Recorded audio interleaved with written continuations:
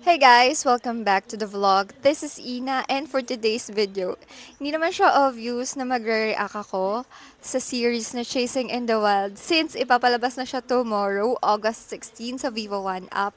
And I'm so excited to share my thoughts with you since napanood ko na yung episode 1. Pero right now, magre-react lang ako sa trailer nila na nilaunch kaninang 3 p.m. habang nanonood kami ng episode 1. So, mas nauna yung episode 1 kaysa sa trailer. So, let's start in 3, 2, 1. It's starting. Loop.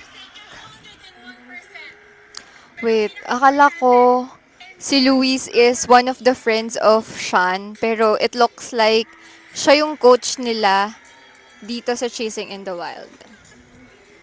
Ay, grabe. Ang gwapo, Camero 02. And ang ganda ni Hyacinth. Cheerleader na cheerleader siya.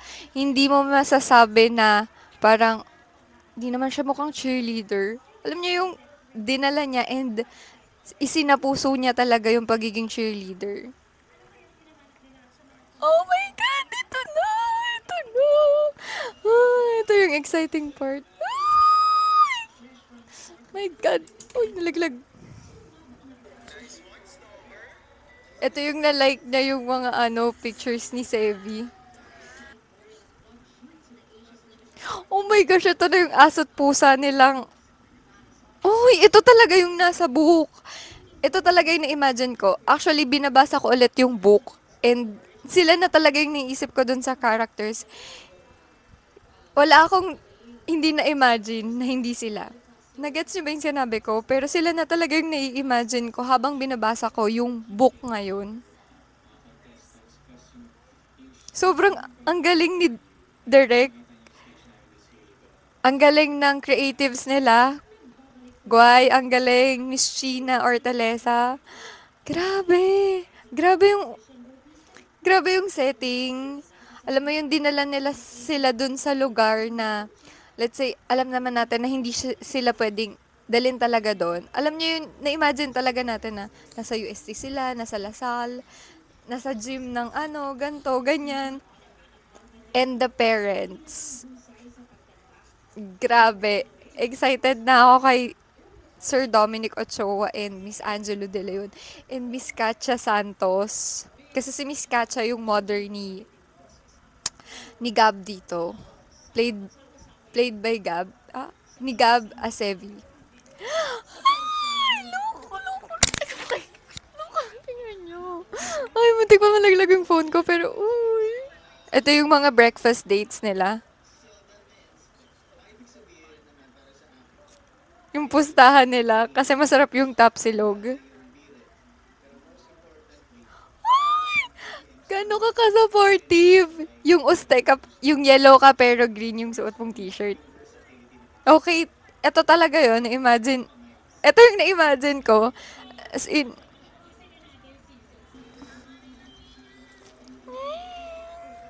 guys, excited na ako mapanood yung episode 1 kasi meron na ditong clips from episode 1. Hindi ko na lang sasabihin kung alin.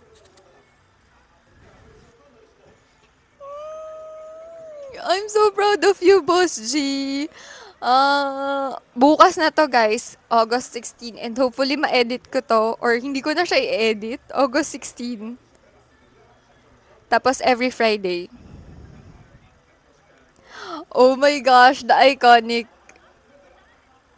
Oh, oh my God. Inis na inis ako dun kay Sevi pero kinikilig ako dito. Yun nga lang, medyo nakulangan ako dito kasi wala siya yung future setting. So, hindi ko alam kung ipapakita nila to. Pero nandito yung breakup scene eh. So, yun yung hinahanap ko sa trailer. But, let's see. Hindi naman pwedeng ilagay lahat sa trailer. Kasi, ano pa nga abangan ng tao, 'di ba? Kung hindi tayo mapapaisip kung nagkakasakit ba si Miss Angelo dito? Mamamatay ba siya agad? Makukunan ba yung mommy ni Sevi? Makukulong ba yung daddy ni Elise? And ano pang mangyayari? Kasi yun yung nasa book. It feels like I'm reading a book na merong lumalabas na mga characters. Alam niyo yung may 3D dun sa book. Alam niyo yung sila yung lumalabas and Guys, tumatayo yung balahibo ko. Yung kung nakita nyo, tumatayo talaga siya. Like, wala akong masabi. Parang, alam niyo yung copy-paste. Like, hindi ako binigo ni Viva. Sa dami ko na na-review na Wattpad series, ito yung sobrang fit dun sa main characters yung role. Like, parang nabuhay talaga sa kanila si Elise at saka si Sevi. Alam ko hindi ganun ka-fluent si Haya sa Tagalog, pero kuhang-kuha niya si Elise. The way she speaks, yung facial expressions niya, grabe, ang galing ni Direk Top kasi napalabas niya yung totoong characters nung nasa book dun sa tao. Gets nyo? I mean, na-adapt talaga nila. Kasi yung iba, di ba, may awkwardness. Ito, alam niyo yung awkwardness, pero, guys, yung character yun ni Sevi ni Elise. So, sobra. So, let's see. 17 episodes to, compare dun sa naunang universe series na 10 episodes. Mas madami to. And I'm so excited to watch it every Friday. So, abangan nyo yung videos ko every Friday night or Saturday morning ko na siya ma-upload. Depende kung anong oras ako makakauwi tuwing Sabado, or Friday pala. Pero ayun guys, I hope you enjoy this video na sobrang daldal ko. Kasi ilang beses ko inulit to, vlog na to.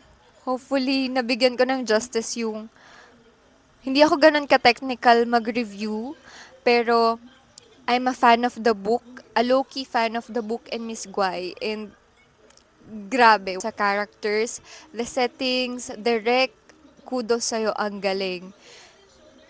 Parang sobrang overwhelming lang kasi ito yung ine-expect talaga namin. 'Di ba sabi ko nga before, ayoko nag-expect sa mga book series na ina-adapt kasi nga masakit. Pero ito, the details, guys, grabe. The color pa lang, 'di ba? Basketball player, and nakapag-set visit ako sa kanila. Uy, grabe, ang galing. Parang wala na akong makitang ibang artista na pwedeng gumanap sa role nila kundi sila. Yes, I know, baguhan si Hyacinth. Pero guys, nadala niya si Elise. Siya yung Elise na na-imagine ko. Ano man yan, physical appearance man yan, the way she talks, yung galaw niya. And grabe guys, alam natin na Inglesero si Gab, pero pag napanood nyo tong series, yung episode 1, hindi nyo akalaing Inglesero siya dun sa part na yon kasi, uy, ang gwapo niya. And abangan nyo talaga yung episode 1. Hindi ko alam kung mapapanood to ni Gab, pero hi Gab, ito na yung video react ko. Sobrang kudos, ang galing, direct, solid sa mga staff and crew na behind this. Keep it up, and I'm waiting for episode 2 kasi napanood ko na yung episode 1. So, ayun lang, ang haba na nito. Hindi ko alam kung ikakat ko pa, pero wag na. So, thank you guys for watching. I hope you watch, like, and subscribe, and see you on the next episode of Chasing in the Wild on Viva One. Bye!